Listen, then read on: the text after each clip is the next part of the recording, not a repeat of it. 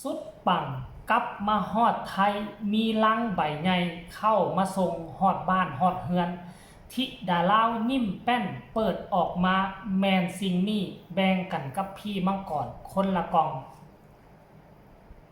สบายดี FC แฟนครับมาพบมาพ่อกันช่วงสายบ่ายก็หวังว่าทุกคนจะได้กินข้าวกินน้ำกันสำเร็จเสร็จสิ้นแล้วละแต่ว่าสำหรับเจโบลาวยังบ่ทันได้แตะได้ต้องเทื่อทานผู้ชมเพราะว่าบางกี้นี่แล่นไปแปลงคอกเป็ดคอกไก่แล่นไปแปลงคอกกบย่านโจรย่านขโมยมันสิมาเอาเป็นรอบ2นะเพราะว่าเบิ่งกรมอุตุกับฝนจะตกฟ้าจะถล่มในมื้อนี่แหละประมาณตอน2 โมงและค่ำคืนนี้เขาก็คงจะออกลาตามปกติเพราะฉะนั้นเฮาจงเมียนมัดจัดแจงบ่อกบของพวกเขาเอาไว้ให้ดีก็แล้วกันเนาะมาพบมาพ่อกันคลิปนี้ก็คือบางกี้นี่เห็นน้องธิดาลาวได้ของขวัญสิ้นใหญ่นับตั้งแต่กลับไปบ้านเนาะก้าวเข้ามาสู่ฝั่งไทยอีกรอบหนึ่งมานอนเพียงแต่คืนเดียวก็ได้เห็นข่าวดี FC แฟนคลับเนาะส่งเครื่องมาให้ถึงทีอยู่ในหั่นก็มีสิ่งของหลายอย่างซึ่งน้องธิดาลาวเปิดออกมาแล้วก็มีความพึงพอใจกับสิ่งที่ FC แฟนคลับเพิ่นส่งมาให้หนึ่งในนั้นก็คือดอกไฟประดับประดาอยู่ในห้องนอนเนาะดอกไฟน่าจะเป็นดอกไฟหัวเตียงแต่ว่ายังบ่ทันมีโต๊ะมีเตียงเทื่อเนาะท่านผู้ชมนอกจากดอกไฟแล้วก็มีขนมของต้อนมีหลายสิ่งหลายอย่างที่ FC แฟนคลับส่งมาให้น้องนะท่านผู้ชมซึ่ง FC ท่านนี่ก็ชื่อว่าจังไดเนาะผู้ช่วยอีหยังจักอย่างนี่ล่ะท่านผู้ชม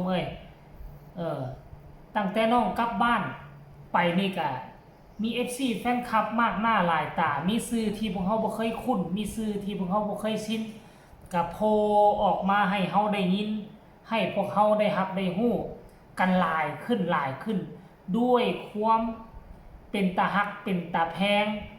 คนอื่นเห็นแล้วเป็นตาหน้าสงสารเป็นตาฮักและอีกอย่างน้องกะหลายคนสนับสนุนซัพพอร์ตน้องกะบ่ผิดหวังน้องบ่เฮ็ดให้ FC บ่เฮ็ดให้พ่อฮักแม่ฮักผิดหวังจากคนนี้ไปสู่คนนั้นปากต่อปากมันจึงเฮ็ดให้คนใจบุญสุนทานเข้ามาซัพพอร์ตเข้ามาช่วยเหลือน้องหลายขึ้นกว่าเก่านั่นเองเนาะมื้อเช้านี้ก็เห็นที่ดาลาวแลนไปทางโรงเรียนเด้มานอนคืนเดียวไปฮีบแลนไปรายงานโตอยู่ที่โรงเรียนไปรายงานโตอยู่ที่โรงเรียนปึ๊บแล้วก็ฮีบแลนมาเฮือนมาเจอเนาะมาเจอแกะมาเจอลังใบใหญ่เปิดออกมาเป็นของขวัญสิ่งนี้ให้ทุกคนไปชมภาพบรรยากาศเรานี่แล้วจังมาพอกันในช่วงต่อไปชมพร้อมๆกันเลยสวัสดีค่ะ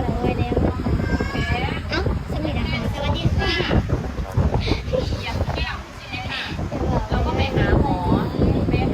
วันนี้นะคะน้องยาเราก็ใส่ชุดพาระมานะคะแต่ว่าคนอื่นใช้ชุดสบายมากเข้มประกันเนาะค่ะเราก็ขอใบรับรองแค่จาก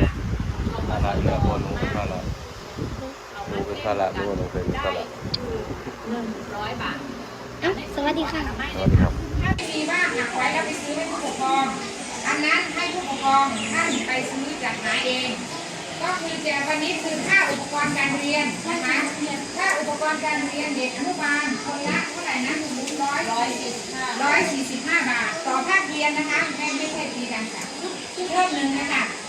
ทีนี้อันที่2คือค่าเครื่องแบบถ้าเครื่องแบบก็ไม่จำเป็นว่าต้องไปซื้อชุดนักเรียนลูกท่านไม่มีถุงเท้ารองเท้าอะไรซื้อได้นะคะเท่าไหร่นะ325 บาทก็คือของอนุบาลทีนี้ระดับประถมค่าอุปกรณ์การเรียนคนละ200 บาท220เนาะเขาอัพขึ้นเป็น220ต่อภาคมื้อนี้นะคะน้องธิดาเราค่ะไอ้หนุ่มเอ้ยตัดไล่เท่าไหร่ล่ะแล้วมันสวัสดีค่ะมื้อนี้นะคะน้องธิดาเราค่ะถือว่าเปิดกล้องนะคะที่ผู้ช่วยชี้สูงนะคะเพิ่นเอามาให้นะคะเพิ่นส่งมาให้ค่ะก็ต้องขอบคุณผู้ช่วยชี้สูงหลายๆด้วยค่ะที่ส่งของมาให้น้องธิดาเรานะคะเดี๋ยวเราจะมาเปิดดูกันนะคะว่ามันคืออะไรอย่างนี้สิพี่ว่าเพิ่นคือว่าไฟเสร็จดอกอ้าวครับพี่น้องแต่ว่ามื้อแรกอย่าลืมนะคะมื้อแรกบ้านสีแว่เท่าไหร่สดนะคะเข้า มาให้กำลังแรงใจกันได้นะคะเมื่อแรงวันที่ดาเรากับเขาไล่สดแต่ว่าเมื่อวานนี้มากว่าท่านดีอ่ะเฮ้ยคืออะไรเนี่ยข้อสีของแม่เขาอดใจบ่ไหว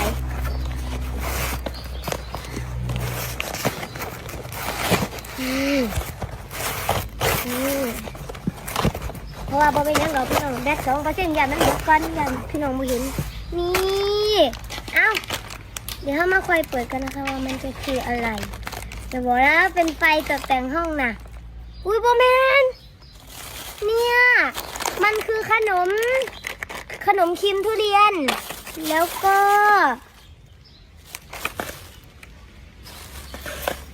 นี่หนัง แนวขูดหมากไหม มีเครื่องโค้มหน่อยปุดปอกเห็ดปอกเกี๊ยวคนละไม้ อะไรเนี่ย อันนี้ไม่ยังหรอก เปิดดูนะคะ